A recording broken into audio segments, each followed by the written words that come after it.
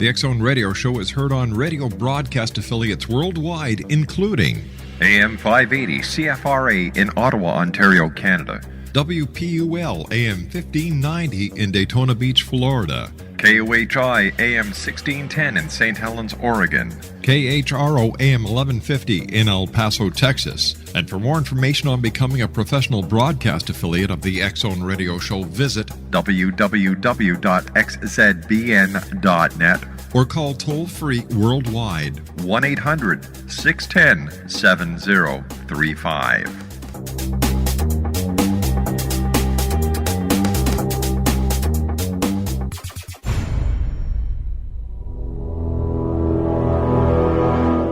The X Zone radio and TV show is largely an opinion talk show. All opinions, comments, or statements of fact expressed by Rob McConnell's guests are strictly their own and are not to be construed as those of the X Zone radio and TV show or in any manner endorsed by Rob McConnell, Relmar McConnell Media Company, Talkstar Radio Network, its affiliated stations, or employees.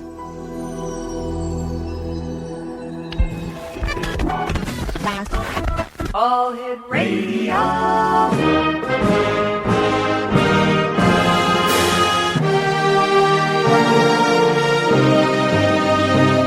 Welcome to the X Zone, a place where fact is fiction and fiction is reality. Now, here's your host, Rob McConnell.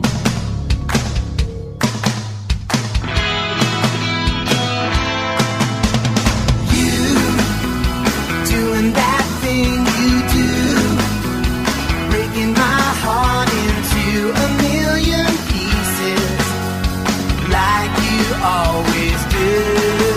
And you don't mean to be cruel, you never even knew about the heartache I've been going through. Well, I try to forget you, girl, but it's just so hard to do. Every time you do that thing you do.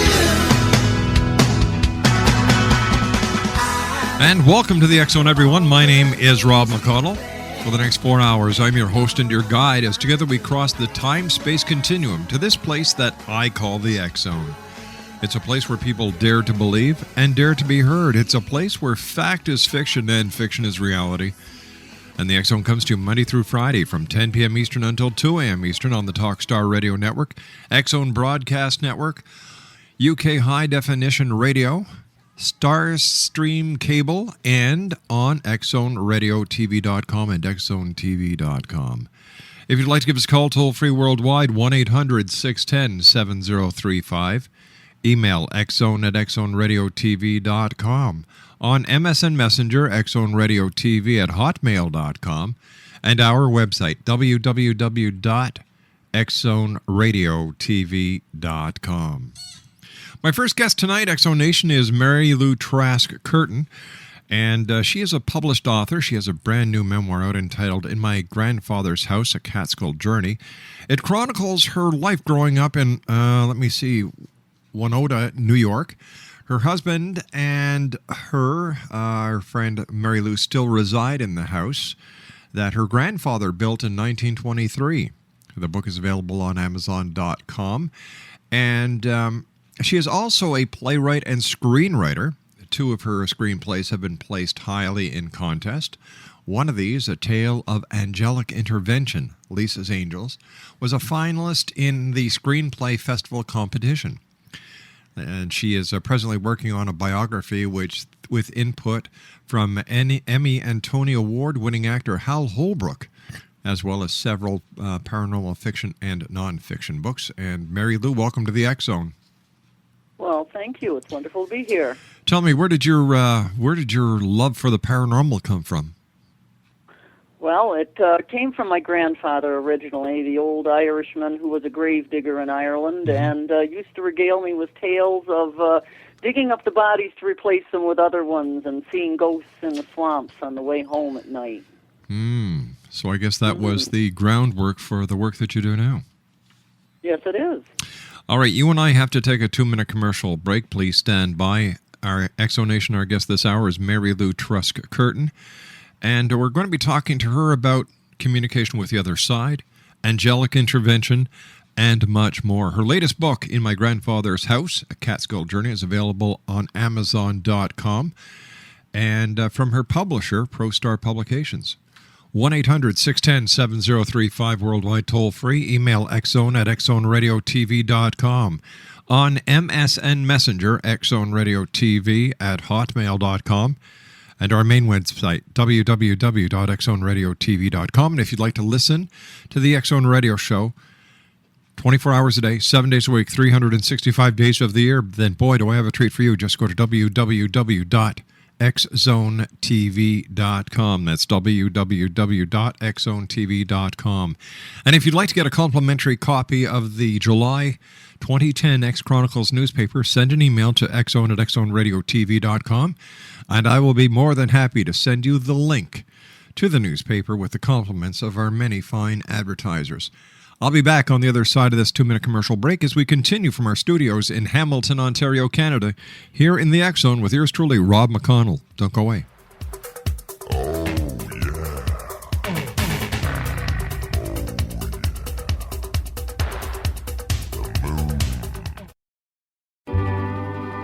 There ain't no good in our goodbye. True love takes a lot of trying. Oh, I'm crying.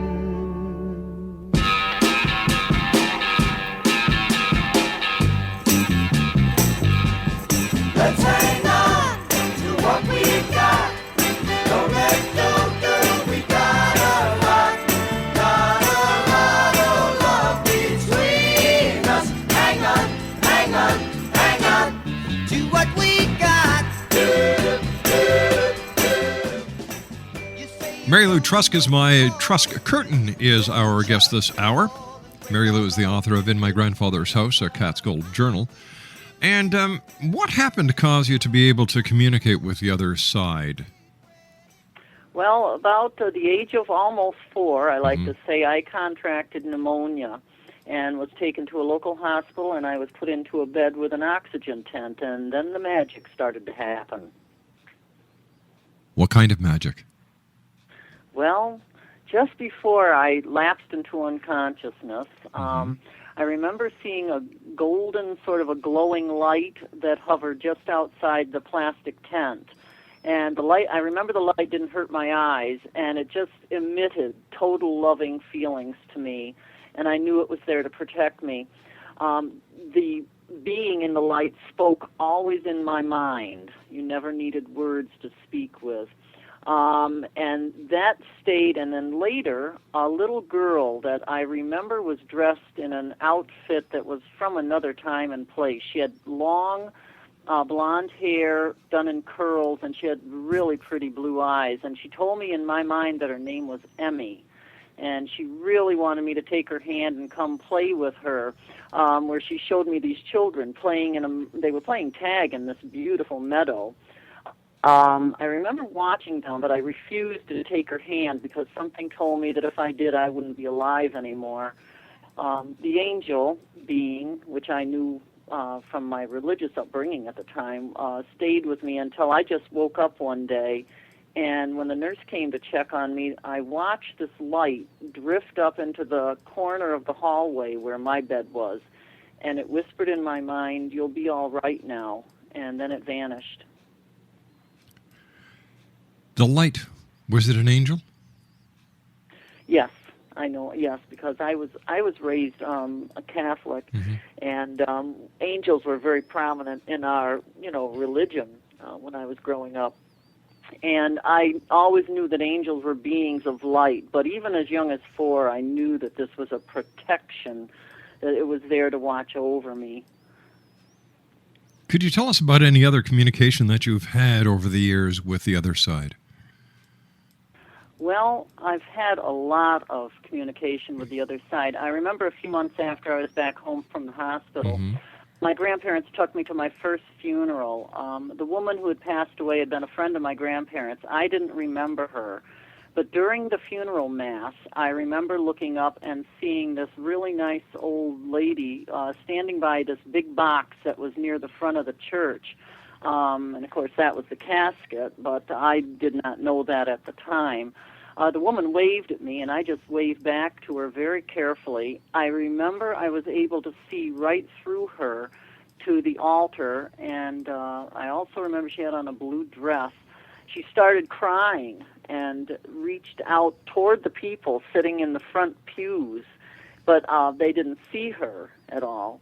And that made me very sad that nobody was responding to this lady. I must have been I was a very loving child, and I couldn't understand why somebody wasn't responding to somebody crying. Well, I looked up from my little prayer book I had, and she had vanished. And then later, they wheeled the casket to the back of the church, and Grandpa picked me up and told me to, I held on. I remember holding on the side of the casket, looking down at this lady, and I was amazed that it was the very same lady that had been waving to me a few minutes ago. He told me to give her a kiss because she'd been such a good, kind friend to him and my grandmother. And I leaned down, and the first thing that I remember feeling was nothing. There was a feeling that there was an emptiness there. I kissed her face, and I remember it being very cold and very hard. And I knew that she was dead because, of course, my grandfather, regaling me with tales of, Irish tales of death and spirits, I'd grown up with that. But later, I just pondered on that for a while. Of course, I didn't tell anybody. None of these experiences did I share with my grandparents or with anybody because you're living in an age then when those things really weren't discussed. I mean, Grandpa would have understood to some extent, but I still kept it secret. Later on, it was as though this whole experience in the hospital had opened a portal in my soul for this communication. And we used to visit the cemetery down the road where my grandparents' children were buried, and we'd take flowers and so forth.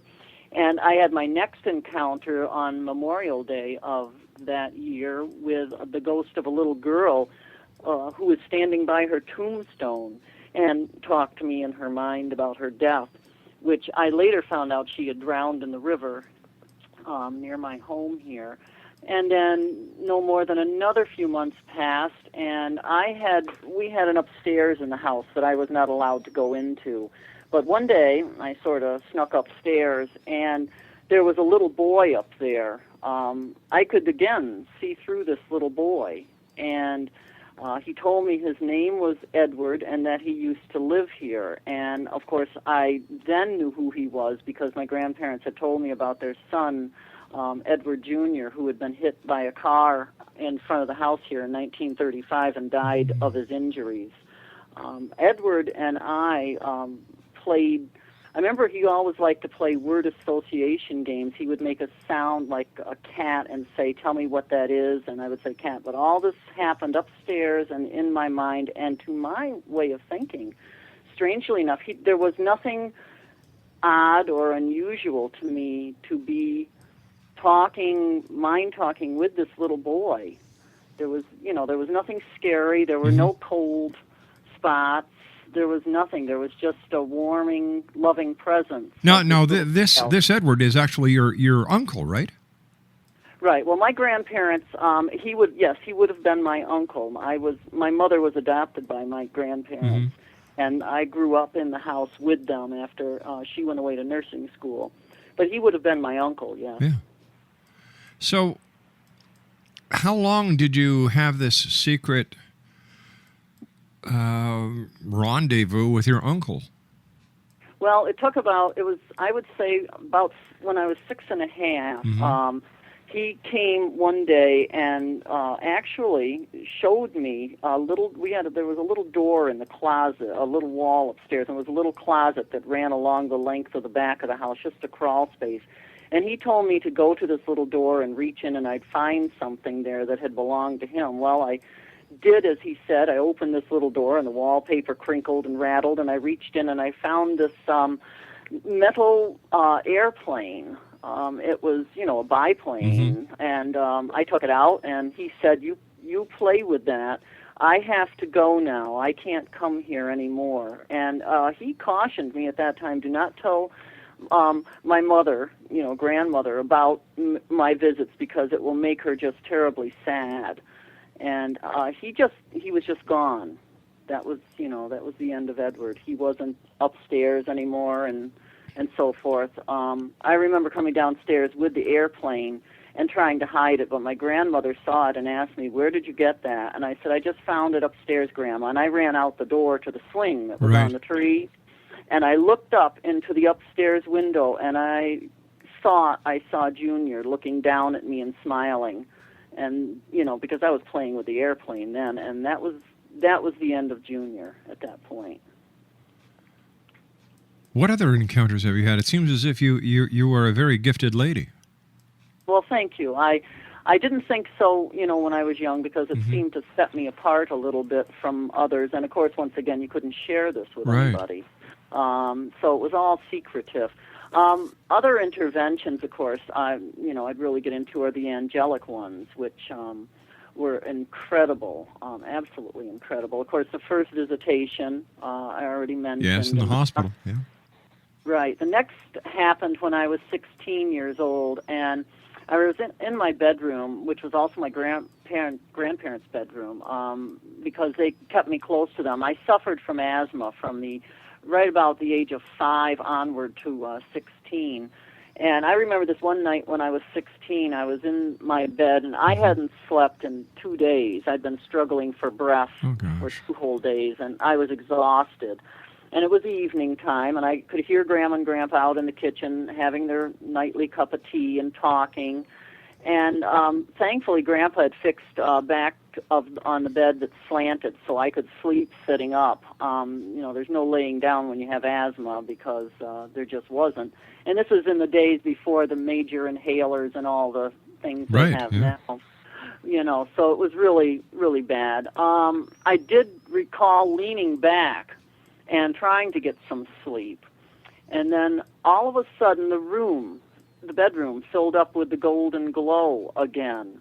And next to my bed this time I saw the being. There's a tall, slim man, and he had on a white robe, and I remember around his waist was a brown rope knotted belt that just hung down out of sight toward the floor. Had beautiful wavy brown hair and the kindest, gentlest blue-green eyes that I'd ever seen. I remember he leaned down and placed his hand on my forehead, and I could feel his touch. It was warm and very loving once again, and then I almost felt like I was glowing, and he whispered in my mind, "Remember me, dear one?" And I nodded, and he said, "Close your eyes and go to sleep. You are healed." And I just went to sleep. I did what he said. And then I woke up the next morning, and I remembered from being 4 that was no dream that I'd had. And I remember getting up out of bed and suddenly realizing that I was able to breathe normally. I wasn't gasping for breath anymore, and I felt healthier than I had in a long time. I remember a week or so later, I threw out every bit of my asthma medicine, some disgusting red medicine that the doctor gave me. I tried not to take, but it made me so I was able to breathe, but it also really made you sick. I'd never told anybody again about that visitation or any of the other experiences, and I was taken to the doctor, and the doctor said that I was a miracle, that nobody was healed from asthma. Marilou, stand by, my dear. You and I have to take our news break at the bottom of the hour. Exo Nation. Okay. Marilou TRASK-CURTIN is our special guest. She's the author of In My Grandfather's House, Catskill Journal. It's available at Amazon.com. What a great story. We'll be back on the other side of this news break. Don't go away.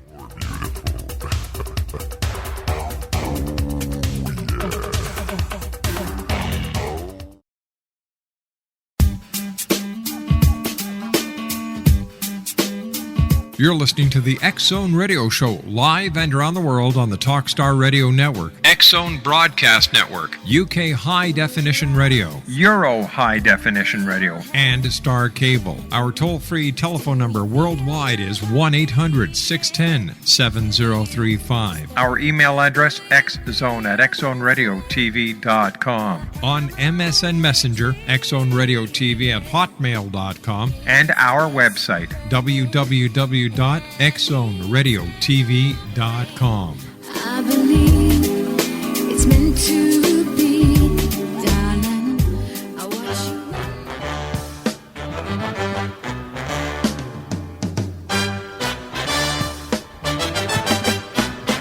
Don't pour your love out on me, baby. If you do, then I think that maybe I'll just lay me down, cry for 100 years. Don't pour your love out on me, honey. Take my heart, my soul, my money, but don't leave me drowning in my tears. You say you're gonna leave, gonna take that big white bird, gonna fly right out of here without a single word. But you know you'll break my heart when I watch you close that door, 'cause I know I won't see you anymore. Don't pour your love out on me, baby. If you do, then I think that maybe And welcome back, everyone. Wow, our guest this hour has got me in goosebumps over here. Marilou TRASK-CURTIN is our very special guest. She is the author of In My Grandfather's House, a Catskill Journal. It's available at Amazon.com or from her publisher, ProStar Publications. I've got to tell you something, Marilou. When I was a young boy growing up in Montreal, I've got a younger brother who, God bless him, if anything could go wrong with a young child, it went through my brother. There was one time way back when, this is going back to the early 50s, as you may recall, baby food was in cans. And at the time, they didn't have the protective insulation and coatings that they have on cans today. And my brother was the recipient of a very, very bad case of ptomaine poisoning. In fact, it's a wonder that he lived. And the story that goes along with it was my mother and father rushed my younger brother to the hospital, and all my aunts and uncles congregated at my grandmother's home, and I know now that they were expecting the worst. But I'll never forget this as long as I live, and I've told the story before where they were in the kitchen talking, and then I saw this man in the kitchen, and he was not unlike the man that touched you. In fact, very similar. All he did was he looked at me from across the room and smiled at me. And I knew instinctively everything was going to be all right. My grandmother looked at me and she said, what are you doing? And I said, I'm smiling at the man over there. And she looked, and apparently there was nothing where I was looking at and smiling. And when I looked back, the gentleman had gone. But at that very moment, the phone rang. And it was my mom and dad from the hospital saying my brother was going to be all right. Wow. Then there was another time, once again, my brother, God bless him, there was so much wrong with him. I just thank the good Lord that he's all right today. Mm-hmm. I woke up, it was early morning, and I saw what I could only describe as, you may find this a little strange, but my interpretation of the Virgin Mary. Oh. Bending over him, praying. Now, we weren't Catholic.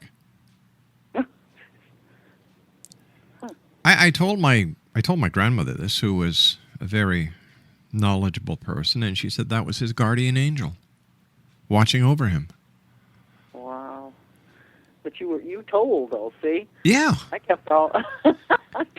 I didn't dare tell anybody. But that's an amazing story. Now I've got goosebumps. You know, so when it comes to these stories that I've had the honor of people sharing with me over the last 20 years doing this show, I have a hard time when I'm out and I'm doing lectures or meet and greets and people say, oh, come on. Mm-hmm. How can this be real? unless you have the experience, unless you want to have the experience, unless you open your heart to the possibilities that are endless in this existence of ours, you won't know for sure, but just open up your heart. Believe the impossible can happen, because it does. Yes, it does.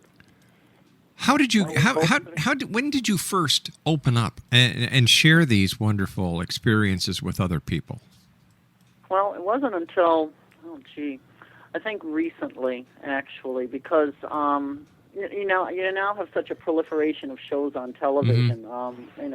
We have ghost hunters and we have people doing all sorts of things. And I think it was really just a couple years ago that I dared to talk to people, that I know about this. And a lot of them do that thing. They look at you like, what? You're insane, you're crazy, and they go hiding back, and they live in little boxes, and they don't come out of those boxes. How do you feel about sharing your stories with people who are willing to listen and who are willing to believe? Oh, I love it. That's why I love being able to be on a show like this. It's just a soul-freeing experience, and I'm hoping that what it does is helps other people.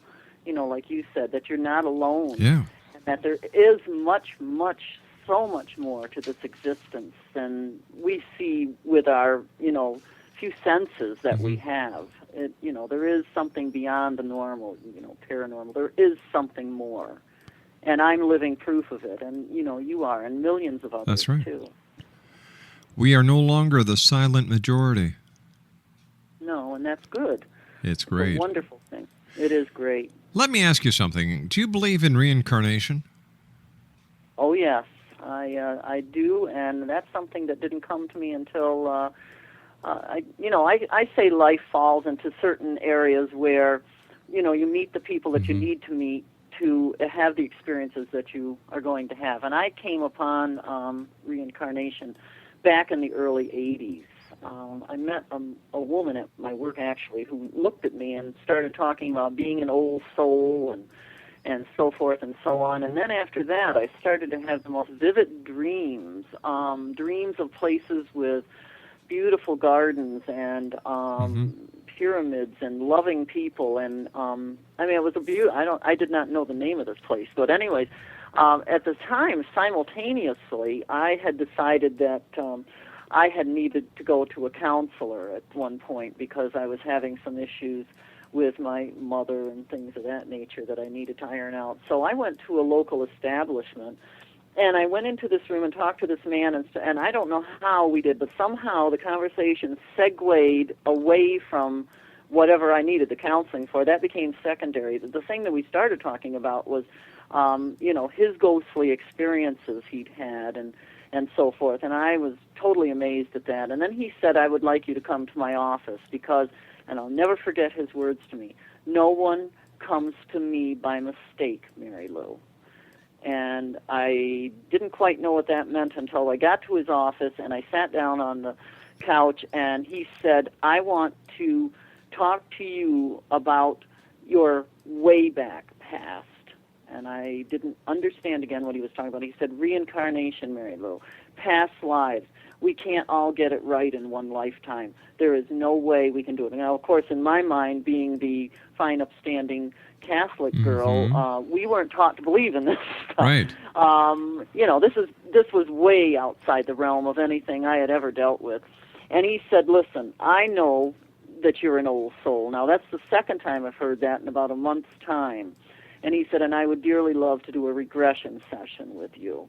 I instantly trusted this man, but yet I needed to know if he had the credentials to do this, and I checked that out, and yes, he had all these things on his wall. He was a certified hypnotherapist, he was a social worker, and all this kind of thing. So I said I would give it a try, but if I didn't like it, please could we stop? Okay, fine. He lit a white candle on the table, and he got out a tape recorder. He said, I'm going to record some of this, if you don't mind. Sure. And then he said, you can close your eyes, keep them open, but relax, and you're going to hear the sound of my voice only, and hold on to my voice because it's your link and everything to this side of the realm where you're going. So he started counting backwards from 10, and I can't really describe this. Once again, this is like what you said before. Unless you've gone through this past life regression, you don't understand what the feelings are. But the best way that I can explain it, it's like the feeling of being asleep and dreaming, but you're awake and experiencing. It's like having your feet in two different worlds. The scenes in front of me, I felt myself in the scenes, every nuance, I could smell the smells, feel the sun on me, all those kind of things. And we went through a great many things. There were many other sessions after this. I was totally amazed. At one point, I spoke in a language. I believe he said it must have been Old Welsh. I have no idea how to speak Old Welsh. The old language in this lifetime, but yet there was my voice on the recorder speaking in this language as a young girl growing up in 13th century Wales, and I didn't understand what I was saying, but I knew in my head that I was talking about that basically what it was an illegitimate pregnancy that I had gotten involved in, and I died in childbirth in that lifetime, alone. In a castle, and then years later found out which castle it was, which was another amazing experience. But this man led me through all of these lifetimes, which turned out to be 12. And I tell you, one portal after another, from the time I was 4 until the present, just seemed to open up and open up. And these are things that I was totally skeptical of, never heard of, never believed in, until I experienced it. How does it feel knowing that you've lived before and in all likelihood you will live again? Well, I think it makes me realize, like I said, that I for some reason I didn't get everything right the last time, so or these other times, and with these people that I needed to interact with. But it makes you feel connected, more connected than if I didn't believe, I guess. It's just, I don't know. It's hard for me to imagine at some point. All right, if there is reincarnation, which a lot of people are extremely skeptical of, but for myself believing it, then I have to believe that somewhere in Wales or somewhere in any other country or place, there's probably a cemetery plot with my body in it from another lifetime. I mean, that was the most eerie thing.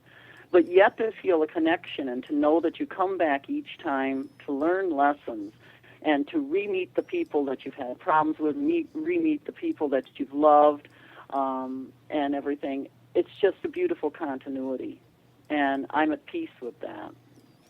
Do you fear dying?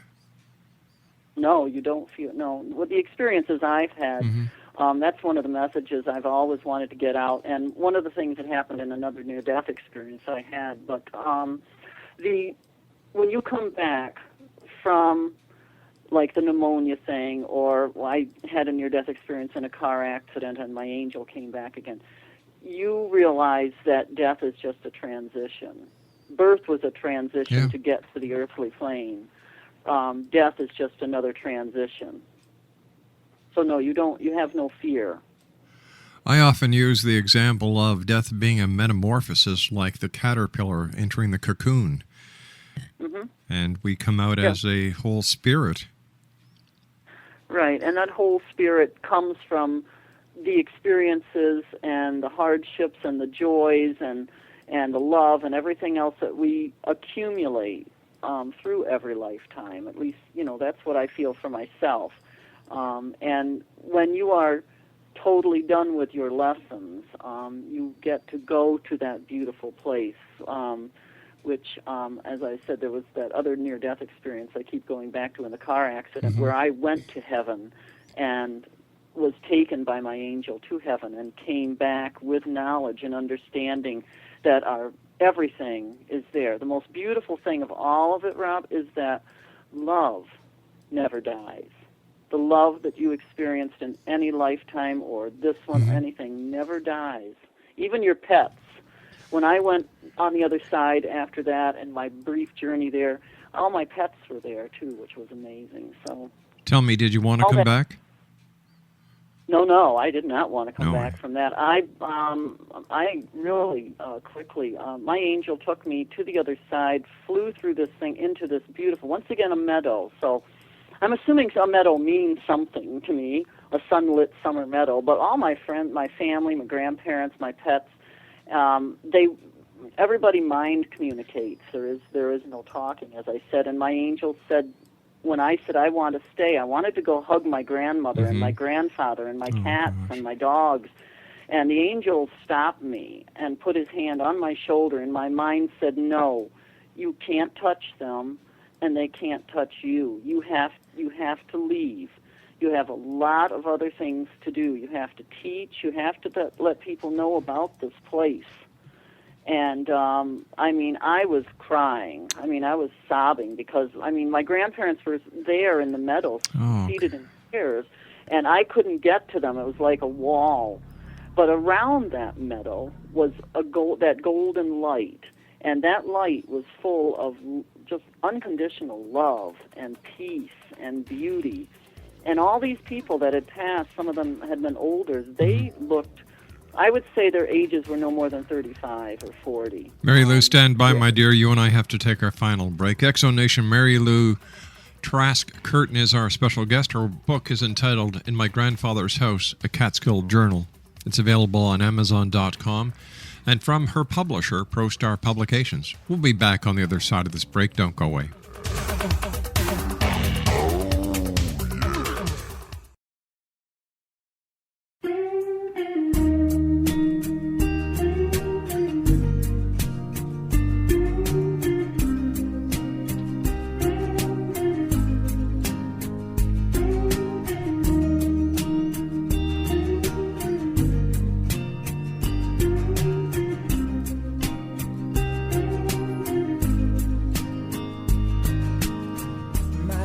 Is brilliant, my love is pure. I saw an angel, of that I'm sure. She smiled at me on a subway. She was with another man, but I won't lose no sleep on that, 'cause I've got a plan. You're beautiful, you're beautiful. I saw your face in a crowded place, and I don't know what to do. You're beautiful, you're beautiful, but I can't escape the truth. Exonation, Marilou TRASK-CURTIN is our special guest this hour. Her website, well, she doesn't have one right now, but her book, In My Grandfather's House, a Catskill Journal, is available on Amazon.com. And from her publisher, ProStar Publications, once again, Marilou's book is entitled In My Grandfather's House, a Catskill Journal. What would you like to share with the listeners? Well, one of the things I would love to share is the message that I would love to get out here. I would love everybody to be thankful for the miracle that they are and be truly loving and live their dreams. Never give up your dreams. Keep your hope alive. Talk to angels. And very strangely enough, accept the good and the bad things that come into your life, because they're all there for a reason. And understand, mostly understand that death is not to be feared. It is simply a transition like your birth was to the earth plane. And most of all, believe deeply in love, because it is truly eternal. Why do you think we fear death so much? I think we fear the attachments that we formed on earth, and we don't want to leave those. Doesn't matter what it is, a home, a job, family, friends. Those things are familiar. Death is unfamiliar to many, and there are many souls that are back for the first, they're here for the first time. They're not back. They're new souls. But I think it's the attachments that we fear losing, not realizing, of course, that the attachments are still always there, and that we can visit the earth plane, but, and if you believe in reincarnation as I do, you will be back, again. You may not remember some of it, and things may take a while, but you'll be back and you'll go through this again. But death is not to be feared. It is peace. It is peaceful. And it is a beautiful place. The other side is a beautiful place. We've got about 40 seconds left. Have you been able to communicate with your grandfather and grandmother on the other side? Yes, I have. My grandfather came to me about a year after he passed and came into the house where I was sitting and just put his hand on my shoulder. He came with the smell of cigarette smoke and new mown grass, and I knew it was him. And he was just very loving and reassuring to me. And my grandmother the same way. Her presence smells of apple pie and all the things that she used to bake. And they both are very loving presences in my life still to this day. I want to thank you ever so much for joining us, Marilou. It's been a great pleasure talking to you. Thank you for sharing your stories. Thank you for sharing your life. And take care of yourself, and I wish you the very best of success with your book, In My Grandfather's House, a Catskill Journal. Thank you, Rob. You take care of yourself now. Exo Nation, I'll be back on the other side of this commercial break with the news at 6.5 minutes past the hour as the Exo continues from our studios in beautiful Hamilton, Ontario, Canada. My name is Rob McConnell. This is the Exo. Don't go away. Of that I'm sure. She smiled at me on a subway. She was with another man, but I won't lose no sleep on that.